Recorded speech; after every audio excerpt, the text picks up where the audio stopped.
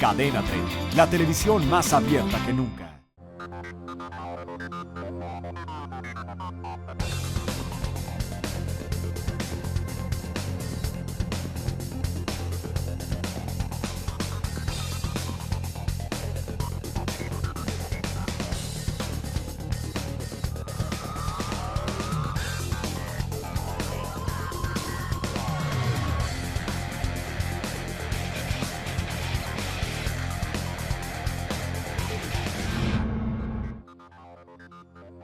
Hola, ¿qué tal? Qué bueno que nos acompaña. Esta semana la agenda informativa nos llevará a conocer historias de niños superdotados que paradójicamente están considerados o catalogados como niños con capacidades diferentes. Posteriormente, el Ice Bucket Challenge o el reto de la cubeta helada. Yo soy Carlos Quiroz y esto es Semanal 28, la agenda de Cadena 3. Comenzamos.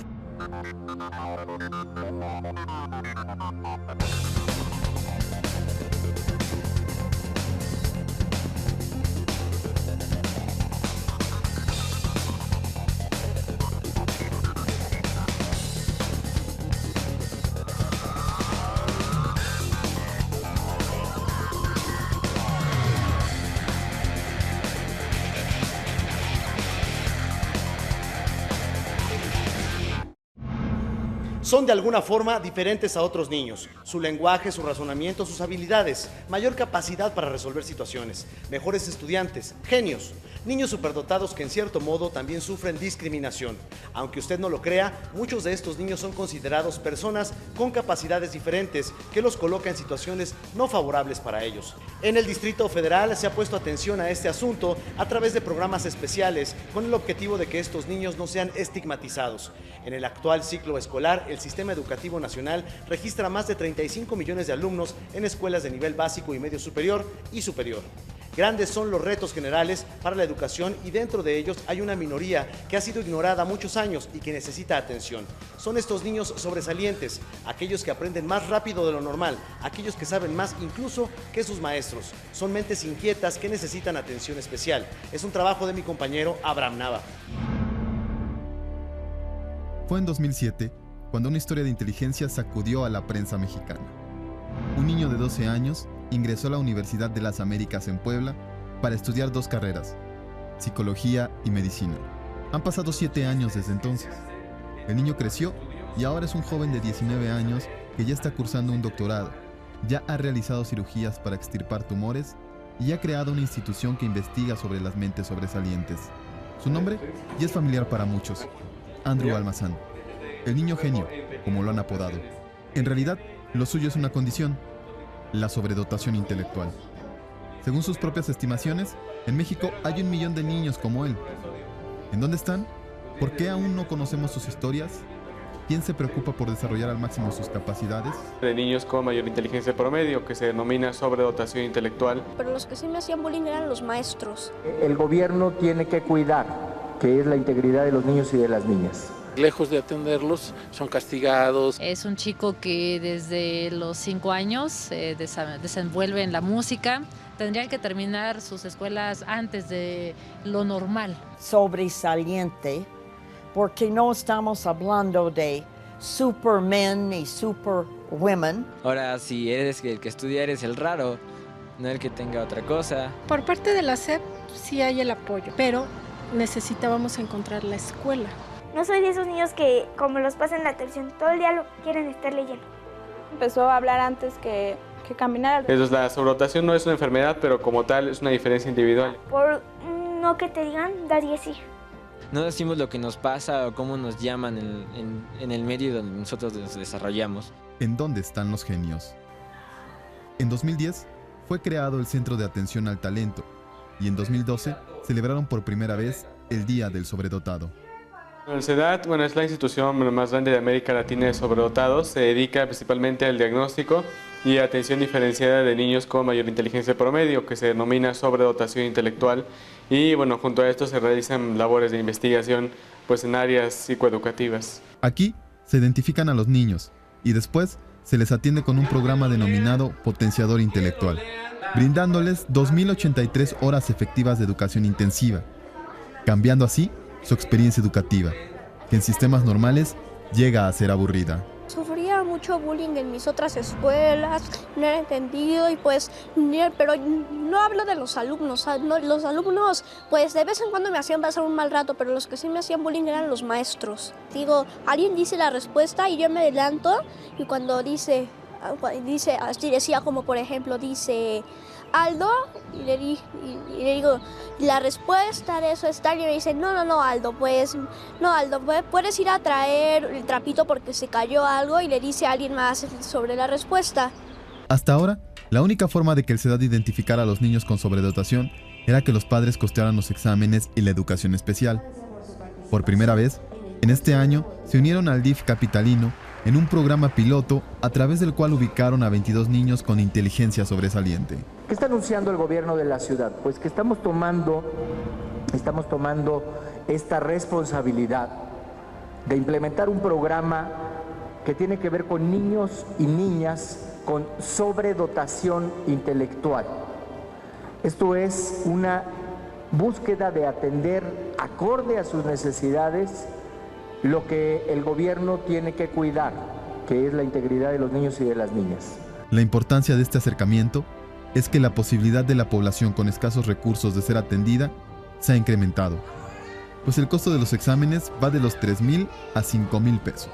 El interés es muy claro, así como atendemos a los niños con discapacidad, que son altamente vulnerables, también tenemos que identificar a estas personitas, niños sobredotados, que normalmente en sus escuelas, en su comportamiento, en su casa, son muy hiperactivos y son calificados así como niños hiperactivos, y lejos de atenderlos son castigados, son bulleados, en fin, tienen una serie de circunstancias alrededor que los vuelve muy vulnerables.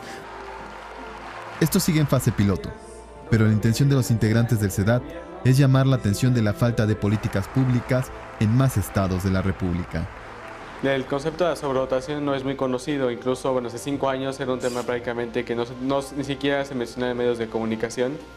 Y bueno, actualmente ya no existen censos como tal, sino más bien estimaciones, que bueno, la sobredotación se define a partir de 130 puntos de inteligencia, de coeficiente intelectual. Con estas gráficas se puede calcular que hay 1 millón de niños sobredotados, en promedio se pensaría que en México, aunque de ahí más del 95% no son identificados y bueno, por lo tanto sus capacidades no se aprovechan. Carlos es el hijo mayor de 2 que tenemos. Es un chico que desde los 5 años se desenvuelve en la música, y por eso el motivo de esta entrevista, ¿no? Para hablar de lo que hace nuestro hijo. Es músico, y también el gusto por la ciencia, por la nanotecnología, por la física, la astronomía, que son sus áreas de interés para poderlas desarrollar. Entre más pronto se identifiquen las aptitudes sobresalientes, mejor se podrán encauzar. Carlos y su familia viven en Tlaxcala. Sus maestros fueron quienes recomendaron la consulta de un especialista. Jóvenes como Carlos tendrían que terminar sus escuelas antes de lo normal, por decirlo, ¿no? La preparatoria 3 años, la secundaria 3 años, si lo hubiéramos conocido un poco antes, seguramente Carlos ya hubiera terminado la secundaria hace 2 años, porque el nivel que tiene rebasa el nivel de secundaria. Ellos se acercaron a la doctora Janet Sáenz, presidente de la Asociación Mexicana para el Apoyo a Sobresalientes. Mucho antes de la existencia del SEDAT, ella fue pionera en las investigaciones de la inteligencia superior. A mí me gusta sobresaliente porque no estamos hablando de supermen y superwomen, y superdotado como que se deja prestar a otras interpretaciones, especialmente aquí en México, ¿no? El sobresaliente es arriba del promedio. Hay varias teorías, pero muchos expertos mencionan que una tercera parte puede ser por herencia, pero el resto es por el ambiente. Un ambiente rico puede ser en una zona urbana, donde hay bibliotecas, hay museos, hay muchos recursos. Pero un ambiente rico también puede ser en zona rural. Los papás que ofrecen un ambiente de la naturaleza, los papás que cuentan cuentos, leyendas, poesía, canciones. Carlos ingresó sin problemas a la Orquesta Sinfónica Infantil y Juvenil de Tlaxcala y ya forma parte también de la Orquesta Sinfónica y Juvenil de México. Además de contar con participaciones sobresalientes en eventos científicos organizados por el Instituto Politécnico Nacional. Ahora, si eres el que estudia, eres el raro, no el que tenga otra cosa. Te llaman el cerebrito, te discriminan, te hacen sentirte mal. Y llega un momento en el que tú dices, entonces, ¿qué hago aquí? ¿O de qué sirvo de algo aquí? ¿O entonces, en qué yo les he hecho daño a ellos? Que hay veces que estás estable y que en tu escuela los compañeros te dejan de molestar por un corto tiempo, ¿no? Y dices, pues yo quisiera ser normal, ¿no? Quisiera que no me dijeran eso, quisiera estar con ellos, ¿no? Pero ahí viene otra vez la parte donde dices, no, pero si yo tengo esto la debo de aprovechar y salir al máximo con ella, así que esto no me va a afectar y debo de sobrepasar esos problemas.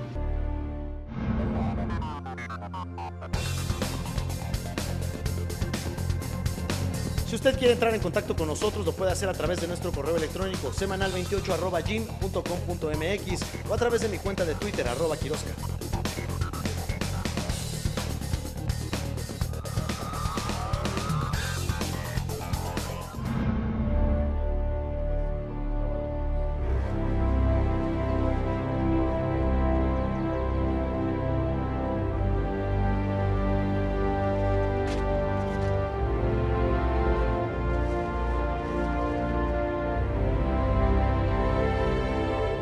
Carol es un pequeño muy inquieto, pero a la vez muy inteligente. Le encanta dibujar, esa es su pasión, le gusta dibujar. Cada vez que se pone a dibujar él se siente feliz, así lo demuestra, lo expresa y se pasa horas haciendo dibujos, hoja tras hoja, hasta que perfecciona el dibujo o hasta que a él le gusta el dibujo. Por parte de la SEP sí hay el apoyo, pero necesitábamos encontrar la escuela que nos apoyara, porque las escuelas no nos apoyan, no nos creen. Entonces, ahorita precisamente estamos en ese proceso. El niño acaba de cambiar de escuela. Hay muchos estereotipos asociados con la inteligencia. Los cerebritos, los nerds, los inadaptados. Carol tiene 6 años de edad y no cumple ninguna de estas características.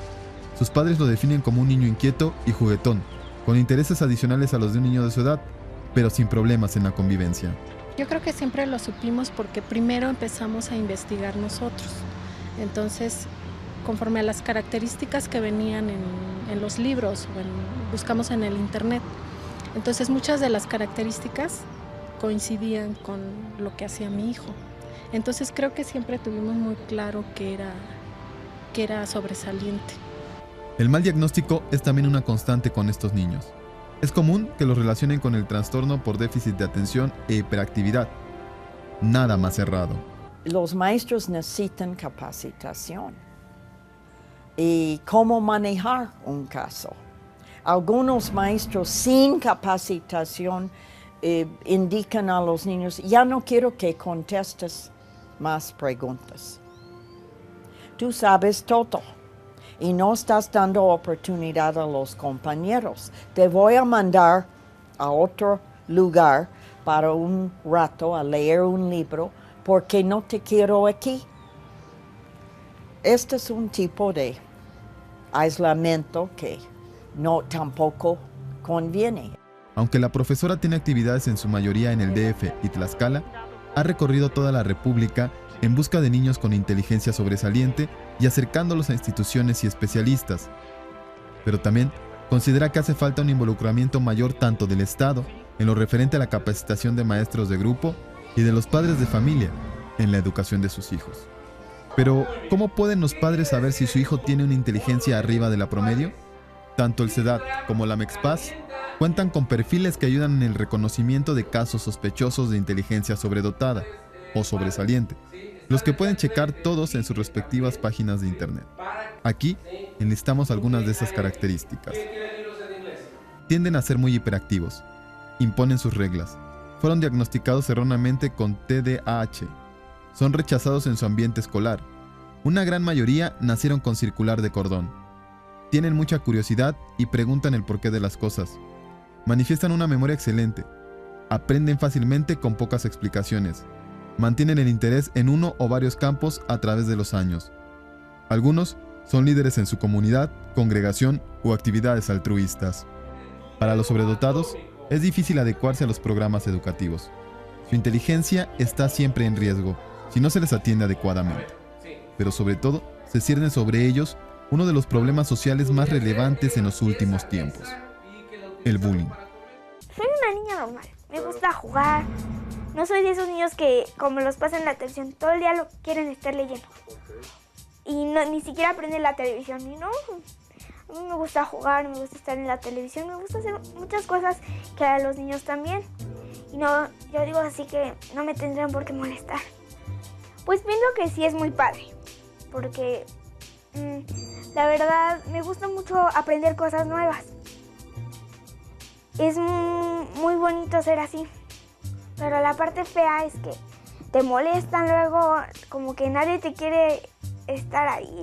Te molestan porque te dicen, no sé, ay, eres bien presumido porque dices que eres así. Karina tiene 9 años y la señal de alarma llegó a su mamá cuando, de ser una niña que amaba asistir a la escuela, empezó a oponer resistencia. Desde muy chiquita incluso empezó a hablar antes que caminar. Alrededor de los 9 meses hablaba y pues se le facilitaba hablar de manera correcta. Le pronunciaba 2 o 3 veces las palabras y podía ella pronunciarlas. Y siempre ha sido como muy preguntona desde muy chiquita. La Secretaría de Educación Pública cuenta con el programa de atención educativa a alumnos y alumnas con aptitudes sobresalientes, el cual va apoyando el avance intelectual dentro del sistema educativo. Es un proceso que lleva tiempo. A Karina le tomó 1 año.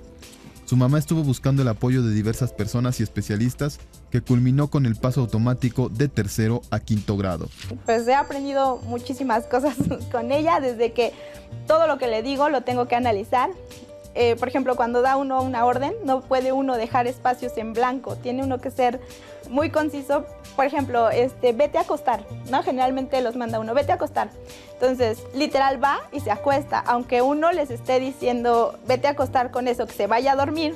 En todos los casos presentados, los padres fueron los primeros en detectar que algo en sus hijos era diferente a los demás.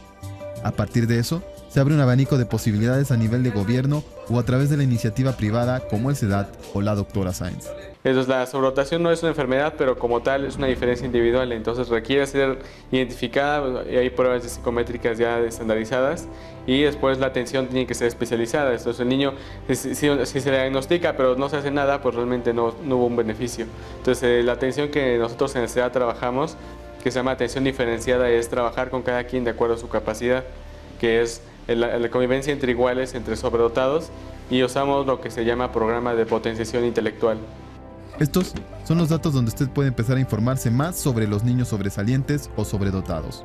Yo les diría que les dijeran a sus papás que les hicieran los exámenes, y luego si ya saben, que no se rindan, que de repente es difícil ser así, porque por muchas razones, innumerables razones que no acabaría de decirlas, pero que no se rindan, que pues no importa, por no que te digan, dar y sí.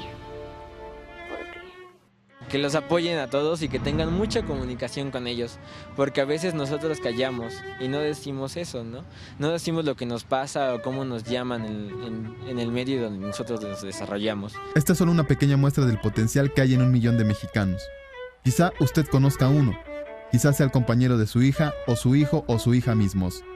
Son historias que deberían conocerse y admirarse. Padres y maestros son los primeros responsables. En sus manos experiencia está el continuar con esta historia.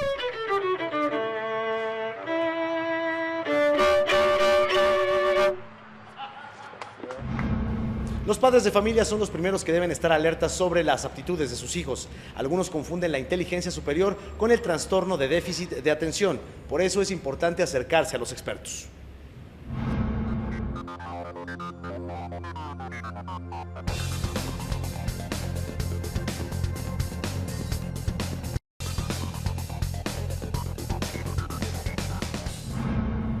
Nació por una buena causa, una cadena de ayuda y de retos, el Ice Bucket Challenge, famoso a nivel mundial y que alcanzó a México y a sus personalidades.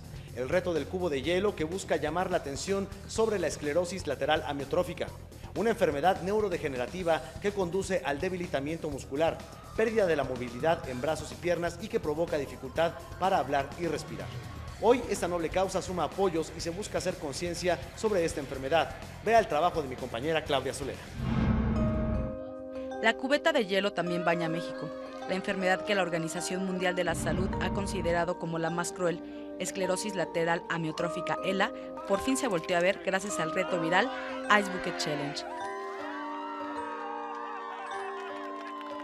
Y este reto, que consiste en verter agua helada sobre el cuerpo y nominar a 3 personas para hacer lo mismo y en un plazo de 24 horas donar para la causa y subir el video a la red, materializó el grito de auxilio de miles de enfermos a los que la esclerosis ya les consumió la voz. Andrés Romero es un joven de 29 años, ingeniero eléctrico del Instituto Politécnico Nacional, que se anticipó a las consecuencias de la enfermedad y acondicionó una computadora para que fuera su voz. Él, por lo mismo, por la necesidad de comunicarse con nosotros, entonces él creó el programa. Cuando él quiere algo,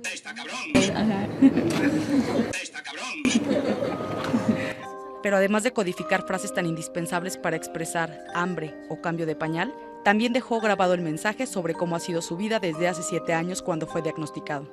Con el ELA solo se vive en el presente día a día, no se puede planear el futuro.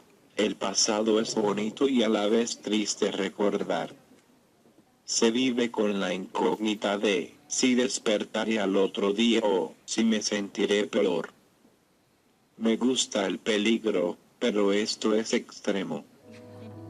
Y entre las coincidencias que existen en los pacientes sobre los síntomas son debilidad y pérdida de masa muscular.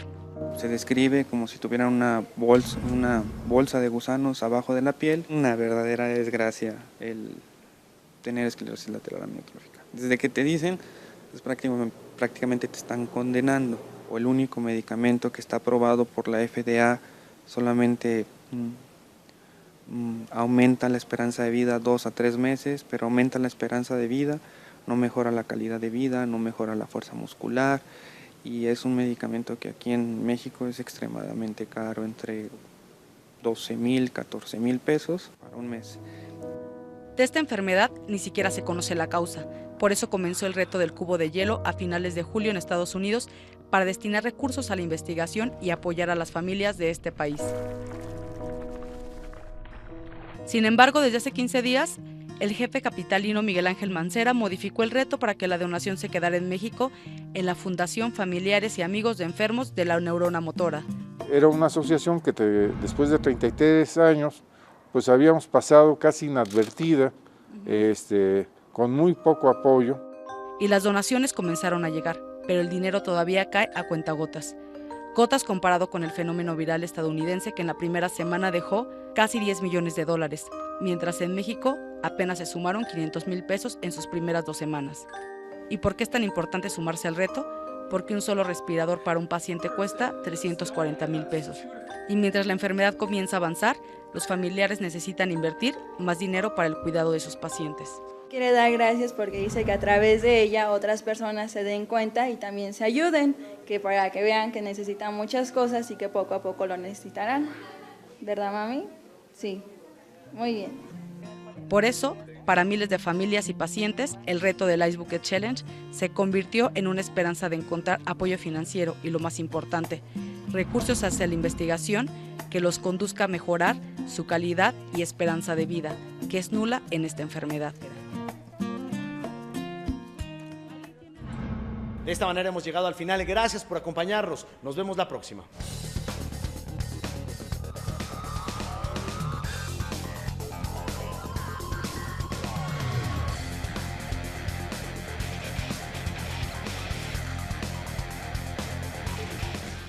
Cadena 30, la televisión más abierta que nunca.